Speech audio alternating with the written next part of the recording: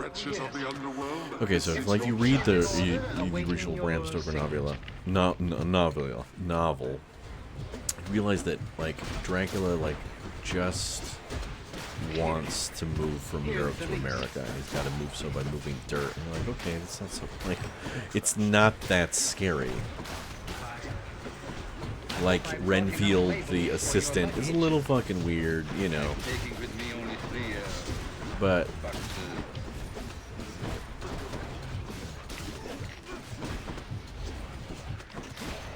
it's not. It's like only kind of freaky. The only part that really like gets me, you know, is he gets trapped in the space and then he sees him turn into bats and shit. I'm like, okay, that's kind of that's kind of spooktacular. It seems I need to look for better help. Well, that's better. Some of Charon's wares. 10%. You will find this. +1 for your cast. Thanks. It looks very inviting. I'll take Ouch. it.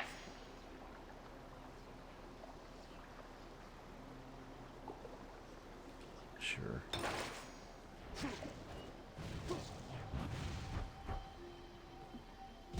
Sure, why not? My subjects wish to Oh, here have we go. Trap room. Oh, it's nothing serious. Just a small cut from that paper. Okay, explain to me how to get cut with a paperclip. I've never, no one has ever cut themselves on a paperclip. That's not how that works.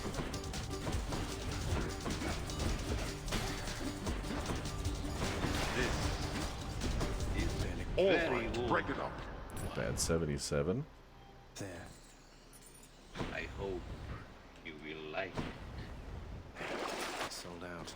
Let's get some pomegranate stuff. Aren't you drinking?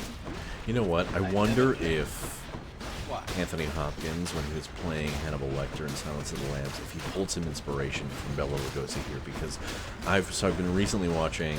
I've been on a complete Hannibal kick, so I've been watching the Mads Mikkelsen series, and I rewatched the. Ooh, there we go. I rewatched. What is the word I'm trying to say? Silence of the Lambs, the original one, and then I rewatched Red Dragon, the sort of sequel with Edward Norton. Ooh, Drunken Dash. I love it! Better blessing. And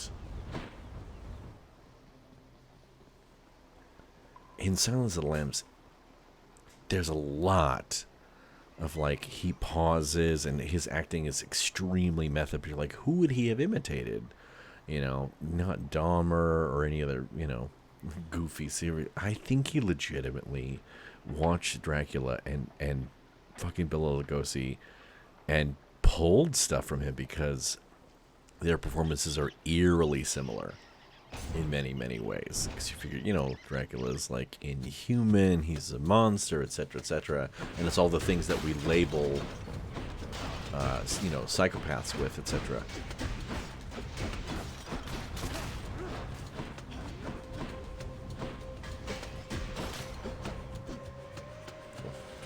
Come on, I can last.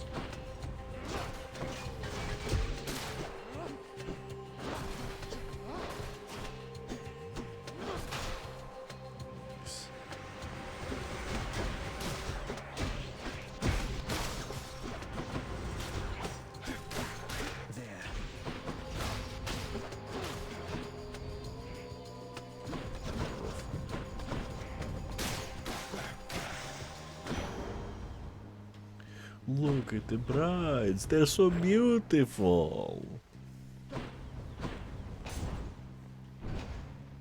Also on VHS, not gonna lie, this movie looks utterly incredible. I don't think it would look nearly as good as in high definition.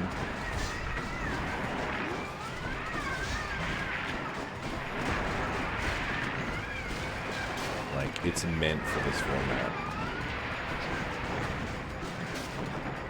The 4:3 format, not 16:9.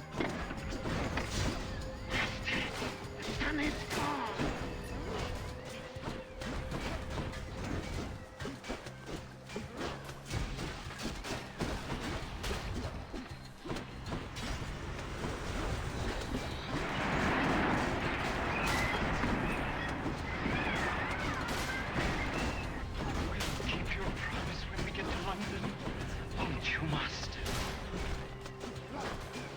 You will see that I get lives. Not human lives, but more. With blood in them. I'll be loyal to you, Master. I'll be loyal. Oh my gosh, I forgot my spin attack.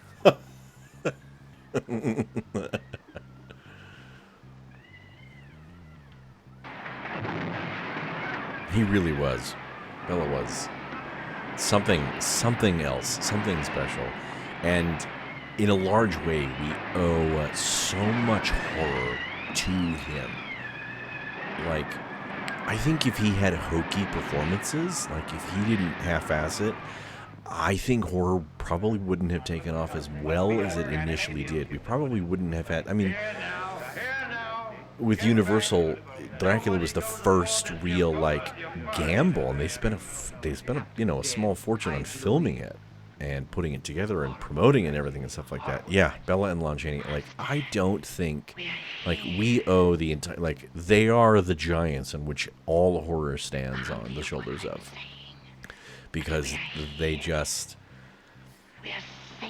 they took a potentially goofy genre and decided to, like, no, let's do it our literal absolute best, because it isn't violent, it isn't bloody, though they pushed a lot of the limits with a lot of things in films. And I think, I mean, we truly owe so much to those two guys for deciding to just, like, no, we're always gonna commit to their performances. Hell, you watch Abbott and Costello meet Frankenstein or Meet the Wolfman, and even with how silly those films are, those boys take their roles utterly serious as the monsters that they are. And it's just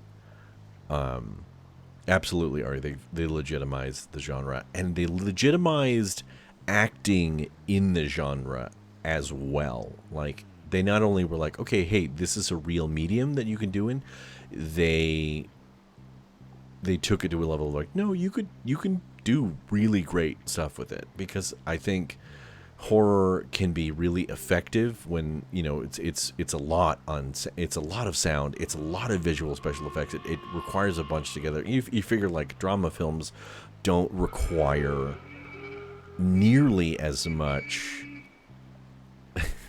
I don't know, visual technicality. They don't require the visual filming that horror movies do. You've got to get in there. You think, like, Blair Witch Project was the first found horror film, and that idea of, like, shaky camera footage and everything, again, revolutionized horror and opened up a whole new pathway of, like, this is also a venue, this is also a thing, this is also a deep-seated and rooted fear that people are exploring with, etc., etc. And yes, that is very true. Unfortunately, Bella got pigeonholed. Though, I'm glad he's still stuck. I'm glad he was like, screw it, I don't care. Yeah, I'll be Dracula until I'm dead, but whatever. Screw it. I'm just going to make the absolute best of it. It's kind of like, I feel like in a lot of ways, Bella also probably, he set the stage for Schwarzenegger. Because Schwarzenegger came over from Austria, and his accent is so thick. You watch, like, Hercules in New York, and while he doesn't actually say anything in that film, I've seen some behind-the-scenes stuff, and, like, man alive, his Austrian accent is freaking intense. And undoubtedly he saw